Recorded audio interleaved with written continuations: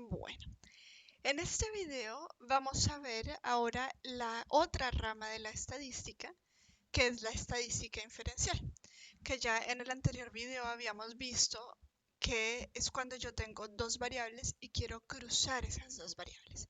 Ahora, ¿qué significa cruzar esas dos variables?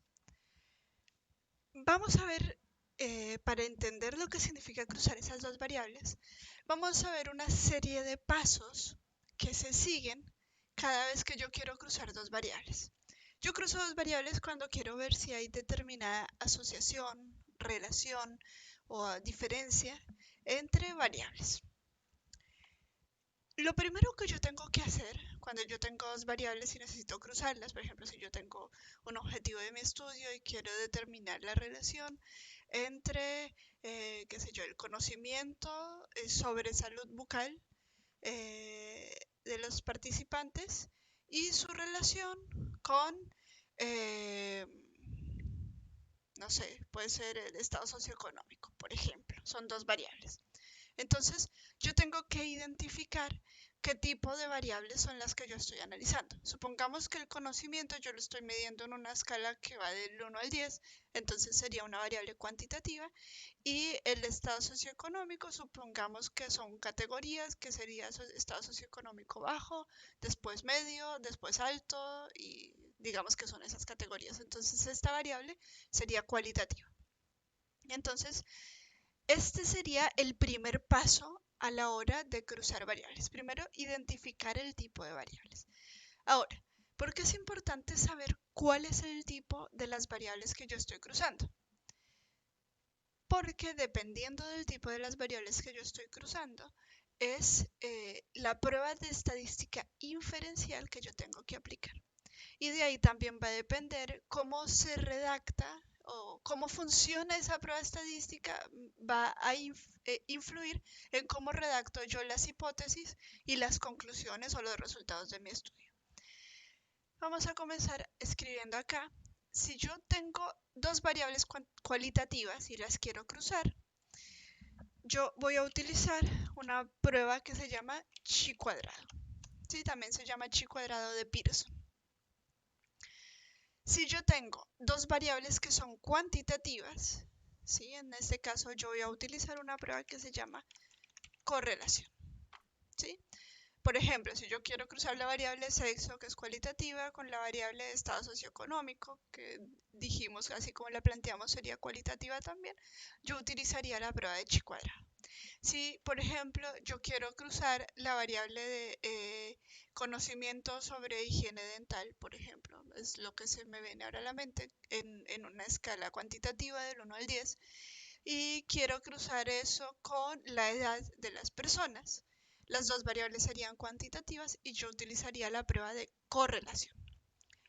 Ahora, nos queda la opción de cuando una variable es cuantitativa y la otra es cualitativa. ¿Sí? Este cuadradito de acá sería lo mismo que este de acá. Entonces, vamos a tacharlo para que no nos vayamos a confundir. ¿Sí? Este cuadradito de acá sería el mismo de acá. Entonces, cuando yo cruzo una variable cuantitativa con otra cualitativa, yo tengo dos opciones, tengo dos pruebas que puedo aplicar. Tengo una prueba que se llama prueba T para muestras independientes. Esa es una de las pruebas. Y la otra se llama ANOVA. Ahora, ¿en qué condiciones o en qué casos utilizo la prueba T para muestras independientes y en qué casos utilizo la prueba de ANOVA? La prueba T para muestras independientes, esta de acá, la utilizo cuando la variable cualitativa que estoy analizando tiene solamente dos categorías. ¿Sí? Por ejemplo, si yo quiero cruzar la variable talla, por ejemplo, que sería cuantitativa, con la variable sexo, que sería cualitativa, yo me fijo en esta variable cualitativa. ¿Cuántas categorías tiene la variable sexo? Bueno, tiene dos, que sería femenino y masculino. Entonces, como tiene dos categorías y la estoy cruzando con una variable cuantitativa, en este caso yo utilizaría la prueba T para muestras independientes. Es muy importante tener en cuenta acá el nombre completo de esta prueba, porque ahora vamos a ver después cuando veamos la base de datos en el programa estadístico que hay otras pruebas T además de esta. Entonces hay que recordar que es la que es para muestras independientes. Ahora, ¿en qué casos utilizo la prueba de ANOVA? La prueba de ANOVA la utilizo cuando la variable cualitativa tiene más de 2 categorías. Si vamos a escribirlo acá, que sería más de 2 categorías. ¿Sí? Entonces, por ejemplo, yo quiero cruzar la variable cuantitativa edad y quiero cruzarla con la variable estado civil. ¿Sí? Estado civil sería una variable cualitativa que tendríamos las categorías soltero, casado, viudo, divorciado. Ahí tengo más de 2 categorías en esta variable cualitativa. Por lo tanto, elegiría utilizar la prueba de ANOVA. Bien, ahora, para seguir con los pasos, ¿sí? Porque ya identificamos el tipo de variables, ahora tendríamos que redactar algo que se llama hipótesis nula e hipótesis alternativa. Seguramente ustedes ya vieron un poco lo que son las hipótesis, que serían como de cierta forma suposiciones de cómo quedarían los resultados, si son suposiciones. Es como, por ejemplo, cuando va a ocurrir un partido de fútbol, y yo antes de que el partido suceda, digo, el partido va a ganar tal equipo, o va a quedar empatado, o va a ganar el otro equipo. Sí, son suposiciones, estas serían las hipótesis. Desde el punto de vista estadístico siempre se plantean, pero no necesariamente se escriben en el trabajo de investigación, pero siempre tengo que tenerlas presente porque en base a las hipótesis y a las pruebas que elijo, se redacta después la conclusión. Bien, ahora, ¿cómo se redactan las hipótesis y cuál es la diferencia entre la hipótesis nula y la hipótesis alternativa? Comencemos con cómo se redactan las hipótesis. Para esto, dependiendo de la prueba que yo esté aplicando, hay cierta palabrita clave que se tiene que usar cuando yo elijo esa prueba estadística para aplicar. En el caso de la prueba de chi cuadrado, la palabra clave que yo debo incluir en la hipótesis es la palabra relación. En el caso de la prueba de correlación, la palabra clave que tengo que aplicar es la palabra correlación, ¿sí? El mismo nombre de la prueba. Y en el caso de la prueba T para muestras independientes y también de ANOVA, la palabra clave que yo voy a utilizar es diferencia. Ahora vamos a ver cómo se redactaría la hipótesis. Antes de comenzar a redactarla, ahora sí vamos a ver cuál es la diferencia entre una hipótesis nula y una hipótesis alternativa. La hipótesis nula es cuando yo digo, por ejemplo, que no existe relación entre tal variable y tal variable. ¿Sí? Es cuando yo niego cualquier tipo de relación, cualquier tipo de diferencia, de asociación en lo que el análisis que yo esté haciendo. Y por el contrario, la hipótesis alternativa es aquella que dice que sí hay relación, sí hay correlación, sí hay diferencia. Ahora sí pasemos a redactar las hipótesis. Antes de redactarlas, algo que no quiero olvidarme de decirles es que suele preferirse desde el punto de vista estadístico utilizar la hipótesis nula. ¿Por qué? Porque eso evita o demuestra en cierto sentido que el investigador no tiene ningún sesgo a la hora de analizar los resultados. ¿Sí? Simplemente su hipótesis es no hay relación entre tal y tal variable, por ejemplo, y vamos a aplicar las pruebas estadísticas para ver si aceptamos o rechazamos esa hipótesis nula. Bien, vamos a comenzar entonces con redactar una hipótesis para el caso que yo esté haciendo una prueba de chi cuadrado. Vamos a comenzar a redactar la hipótesis nula. Como es hipótesis nula, comenzamos con la palabra no. A ver, vamos a cambiar el color. Aquí está mejor. Vamos a comenzar con la palabra no, porque sería hipótesis nula. Después, cuando se redacta una hipótesis, se suele poner la palabra existe o hay, no existe. Ahora, estamos viendo la prueba de chi cuadrado. Dijimos que en la prueba de chi cuadrado la palabra clave es relación. Entonces escribimos la palabra relación. no existe relación.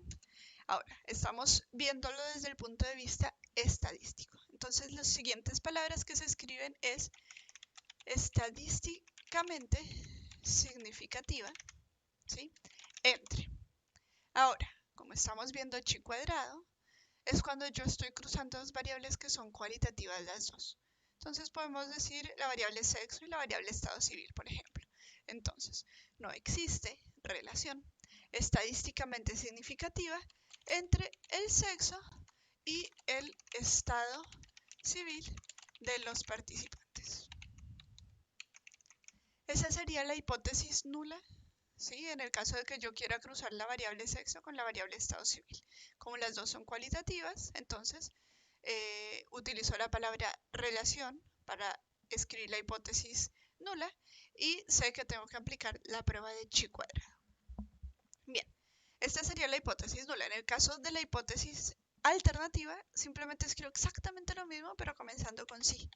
Sería si existe relación estadísticamente significativa entre el sexo y el estado civil de los participantes. Bien, ahora, ¿cómo redacto las hipótesis en el caso de la prueba de correlación?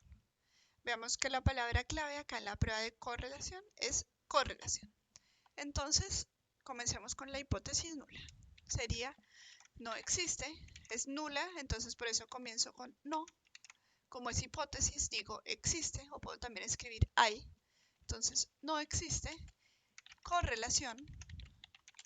Lo mismo, como es estoy viendo, cruzando dos variables y quiero ver cómo es el resultado desde el punto de vista estadístico, entonces pongo estadísticamente significativa entre. Entonces, supongamos que yo estoy cruzando la variable conocimiento sobre higiene dental en una escala del 1 al 10, entonces no existe correlación estadísticamente significativa entre el conocimiento sobre higiene dental y otra variable cuantitativa puede ser la edad y la edad de los participantes, ¿sí?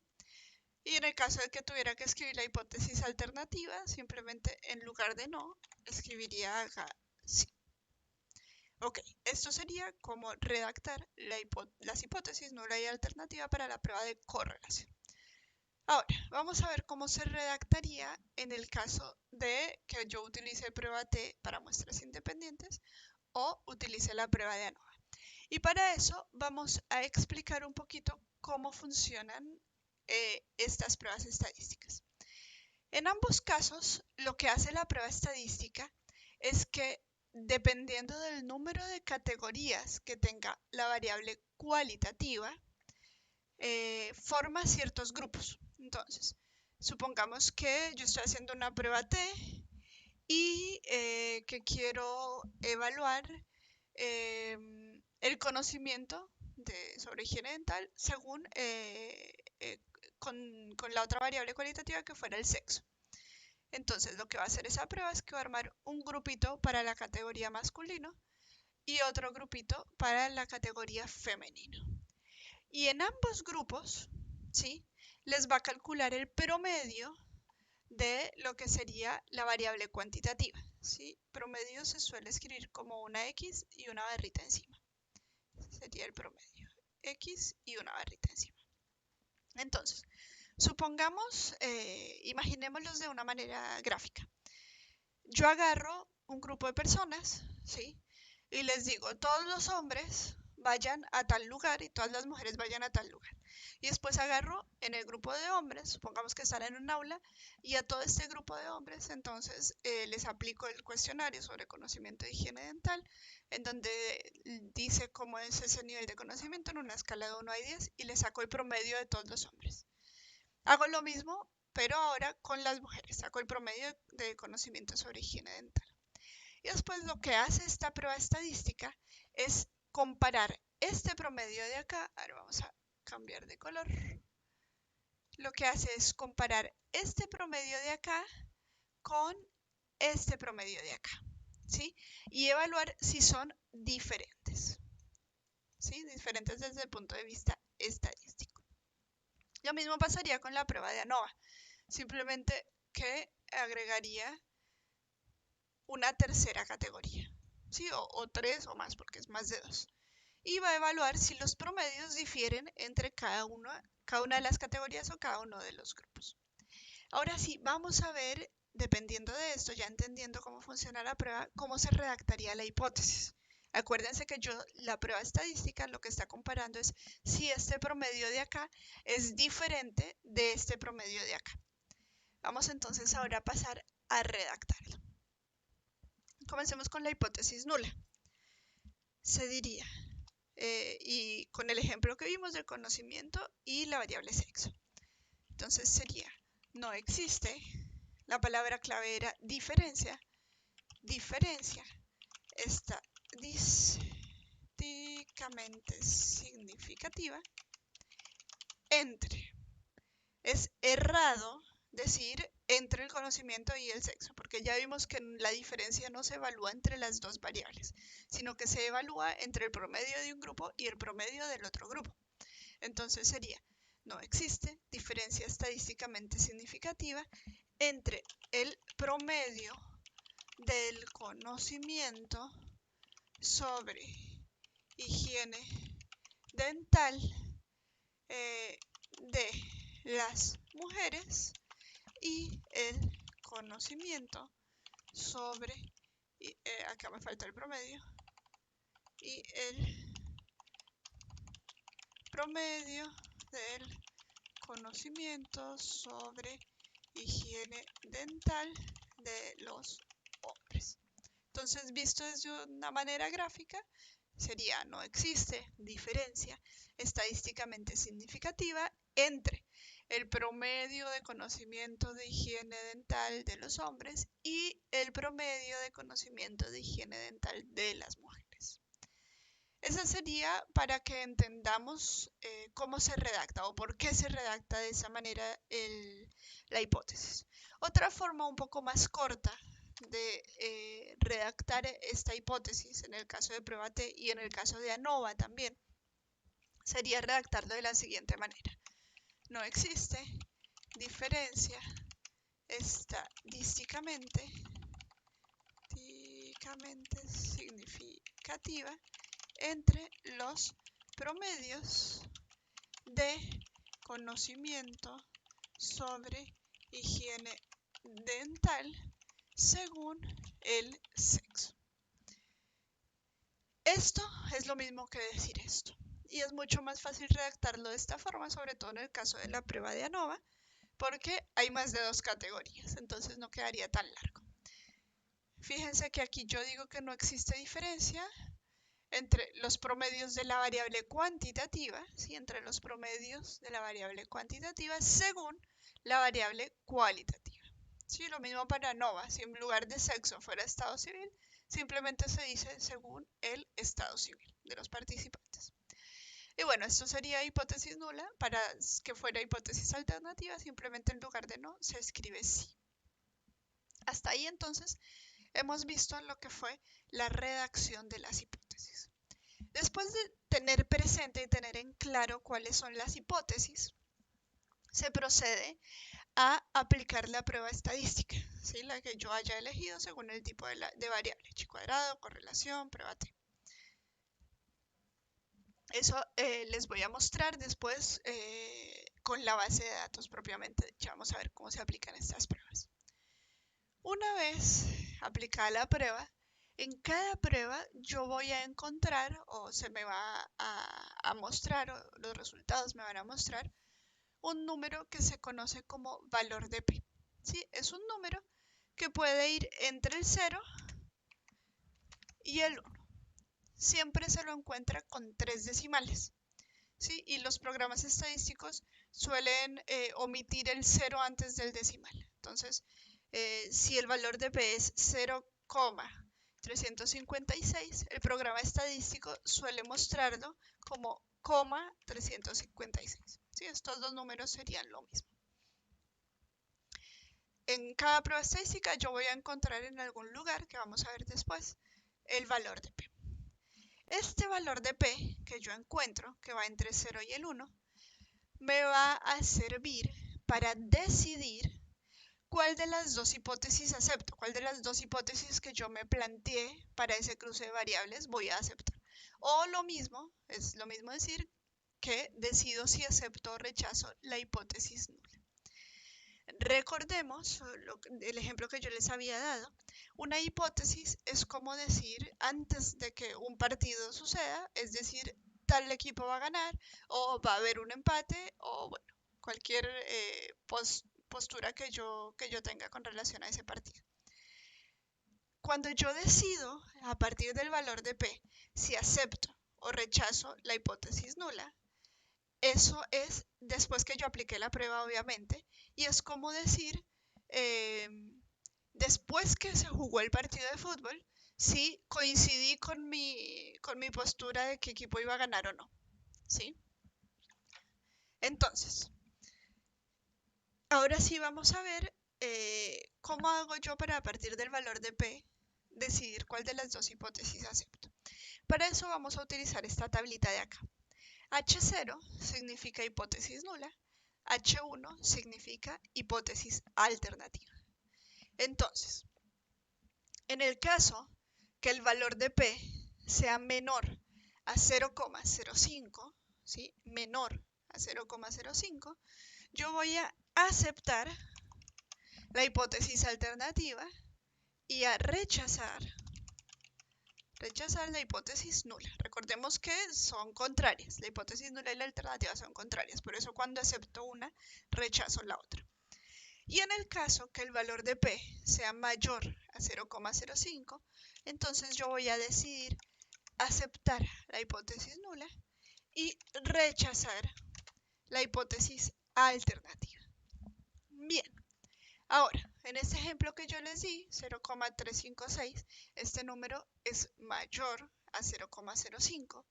Por lo tanto, ¿cuál hipótesis decido aceptar? Bueno, decido aceptar la hipótesis nula.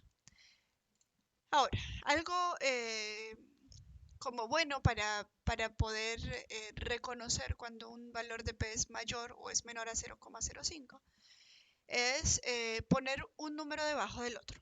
Supongamos que yo encontré un valor de P que fue 0,057, ¿sí? Entonces yo voy a poner este número 0,05 debajo para ver cuál de los dos es mayor. Sería 0,05 y decir 0,05 es lo mismo que decir 0,050. Es lo mismo, son exactamente el mismo número. Entonces ahí puedo de una forma más clara ver cuál de los dos números es mayor. Y veo que este número de acá es mayor que 0,05. Por lo tanto, en este caso también aceptaría la hipótesis nula. Ahora, ¿qué pasa si yo tengo 0,037? Entonces ahí vuelvo a comparar. Pongo debajo el número y veo que este número es menor a 0,05. Y así puedo ir probando de una forma visual para ver si mi valor de P es mayor o menor a 0,05. Bien, después de decidir cuál hipótesis acepto, entonces paso a redactar la conclusión, ¿sí? La conclusión siempre tiene dos partes. Bueno, no siempre. La conclusión puede tener dos partes. Siempre tiene una parte, pero puede llegar a tener la segunda o no. La primera parte de la conclusión se redacta en función de la hipótesis que yo acepté.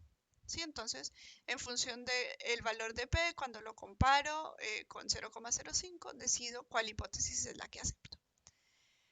Vamos a hacer un ejemplo para cada prueba de una redacción de hipótesis.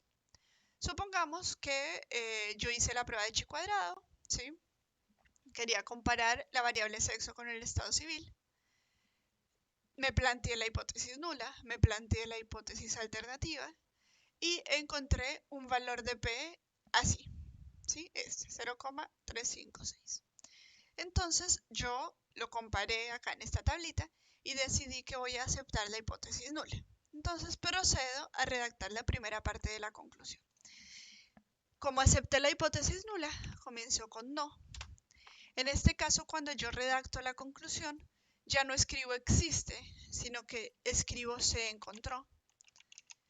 ¿Por qué se escribe se encontró y no se escribe existe?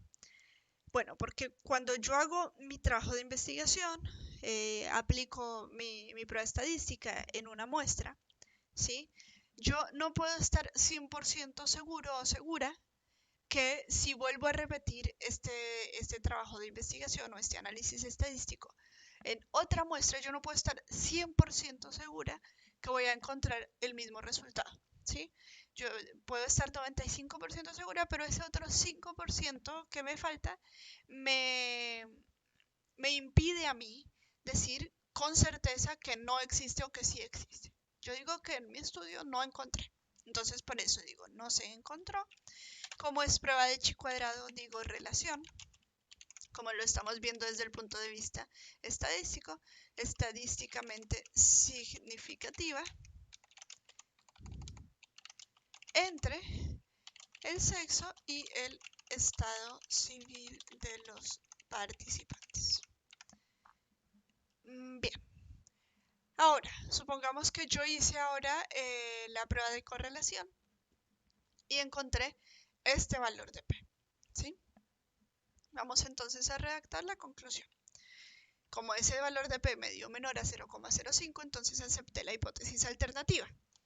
Entonces diríamos, si se encontró correlación estadísticamente significativa entre y las variables que habíamos visto para la prueba de correlación fueron conocimiento sobre higiene dental y edad. Entonces, estadísticamente significativa entre el conocimiento sobre higiene dental y la edad de los participantes. Bien, entonces, hasta ahora hemos visto ambos casos, un caso en el que acepto la hipótesis nula y otro caso en el que acepto la hipótesis alternativa. Aquí es donde voy a explicarles por qué existen dos partes en la conclusión y en qué casos se utiliza o se escribe la segunda parte de la conclusión. En el caso que yo acepte la hipótesis nula, solamente tengo que escribir la primera parte de la conclusión, ¿sí? Que es esta que ya vimos.